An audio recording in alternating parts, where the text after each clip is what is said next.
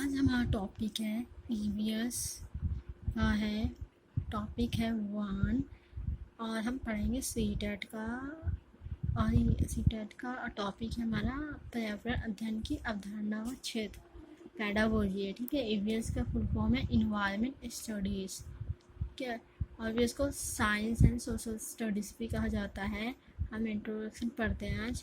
पर्यावरण अध्ययन का अध्यापन राष्ट्रीय पाठ्यचर्या समिति ने 1975 की नीतिगत दस्तावेज 10 वर्षीय स्कूल के लिए पाठ्यक्रम एक रूपरेखा में सिफारिश की थी कि एक एकल विषय पर्यावरण की प्राथमिक स्तर पर पढ़ाया जाना चाहिए। ठीक है।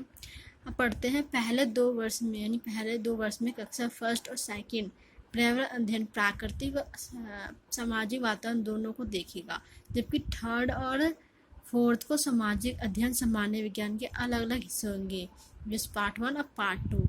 यानी जो पहले वर्ष फर्स्ट से जो बच्चे होते हैं उनको देखिए कि थर्ड यानी फर्स्ट को सामाजिक विज्ञान और प्रकृति से देखेगा, और थर्ड और फोर्थ जो होगा हमारा विज्ञान और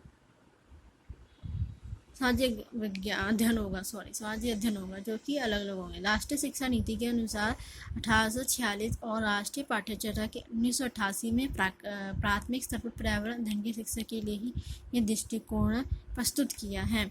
एनसीएफ 2000 ने सिफारिश की थी पर्यावरण अध्ययन की एक एकीकृत पाठ्यक्रम के रूप में पढ़ाया जाए। प्राथमिक स्तर पर विज्ञान और सामाजिक अध्ययन के लिए अलग अलग विषय पढ़ाया जाए, यानी थर्ड और फिफ्थ के बच्चे को हमें पढ़ाना चाहिए सामाजिक अध्ययन और विज्ञान।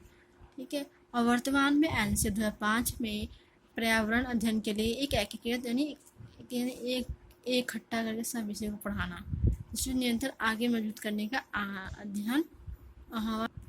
पर्यावरण का अर्थ है वह महाआवरण जो हमारे चारों ओर घेरे हुए हैं।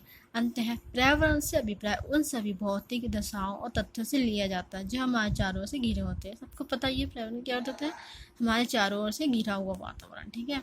वातावरण कहते हैं, पर्यावरण कहते हैं। ठीक है। पर्यावरण शिक्षण से चलने वाली एक प्रक्रिया जो कि प्राथमिक स्तर से ही इसका शिक्षण आवश्यक है। अब पढ़ेंगे नेक्स्ट हेडिंग है हमारा पर्यावरण अध्ययन की संकल्पना। ठीक है। आंसर 2005 बच्चों को प्राकृतिक, सामाजिक और सांस्कृतिक वातावरण के बीच के संबंध पता लगाने के लिए प्रशिक्षित करना। नहीं, बच्चों को हमें प्राकृतिक, सामाजिक, सांस्कृतिक वातावरण के बच्चों को पता होना चाहिए, उनके बारे में बताना चाहिए। अवलोकन और चित्रों के आधार पर समझ और विकसित करने के लिए अनुभव के माध्यम से उनके भौतिक, जैविक, सामाजिक और सांस्कृतिक पहलुओं की समझ प्राप्त की और अग्रसर करना चाहिए। बच्चों को सामाजिक घटनाओं के प्रति जिज्ञासु बनाने के लिए संज्ञानात्मक क्षमता पैदा करने के लिए परिवार से ही शुरुआत कर पूरे संसार की समझ विकसित करते हुए आगे बढ़ना। हमें पर्यावरण के मुद्दे के बारे में जागरूकता विकसित करनी, पर्यावरण के बारे में जागरूक करना।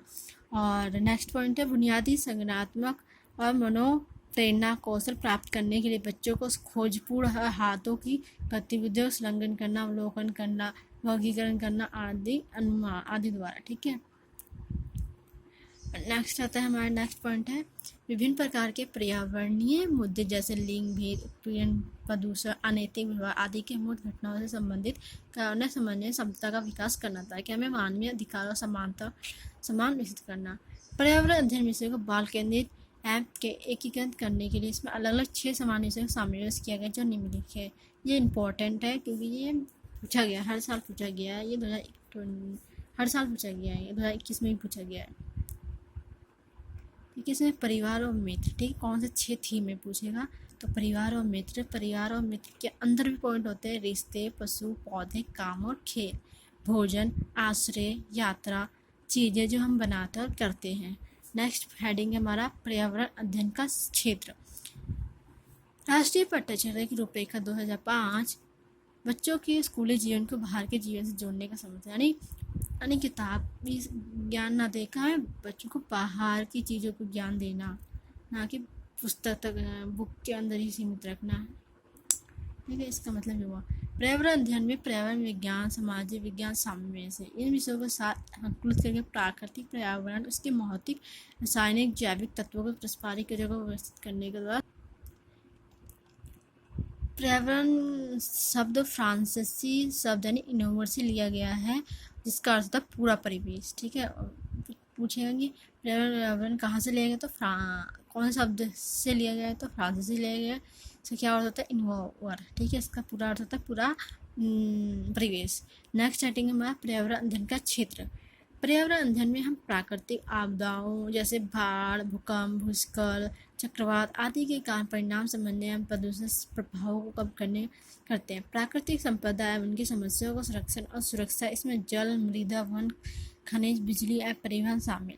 मानव पर्यावरण संबंध पर्यावरण मुद्दे से संबंधित नीति एवं कानून का अध्ययन करते हैं। पर्यावरण का क्षेत्र काफ़ी व्यापक है और पर्यावरण अध्ययन के 3 नियमों का संचालन किया जाता है। पर्यावरण के बारे में सीखना और के माध्यम से सीखना और के लिए सीखना।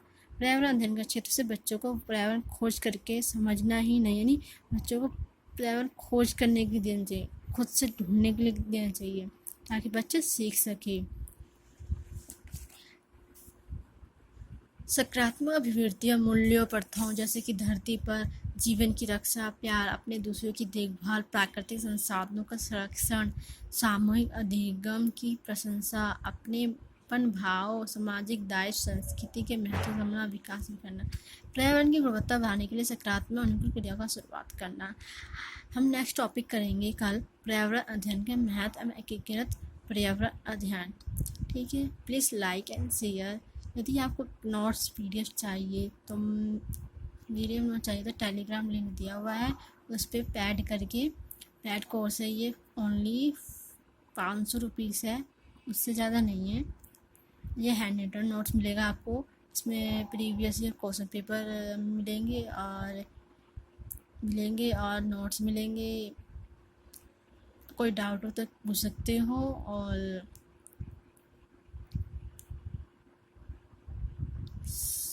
पूछ सकते हो और